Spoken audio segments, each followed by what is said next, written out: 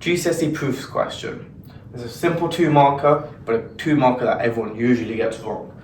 So, given that n can be any integer such that n is greater than 1, prove that n squared minus n is never an odd number. Now, typically when we see a question like this, we lean towards, okay, n has to be even, n has to be odd, prove it for both. But remember, it's 2 marks, meaning 1 line of working, 1 line of reasoning. Usually would be an answer, but the line of reasoning will cover that this time. So what do we see? Well, we've got n squared minus n. Can we rewrite it? Yeah.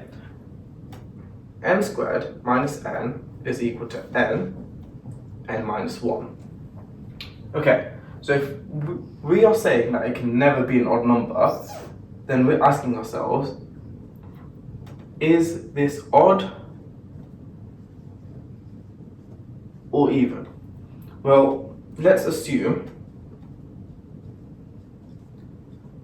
n is even, then n minus 1 is odd. Therefore, an even times an odd is even. If you forget how that works, just think about 2 times 3, 2 times 5, always even. And then on the other argument, we have to then assume the alternative. We have to assume that n is odd, which means that n minus 1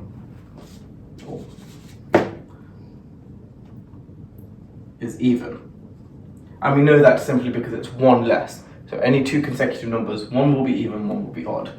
And therefore we're going to be doing an odd number times an even number, which is the exact same as the above, therefore even. And that's it.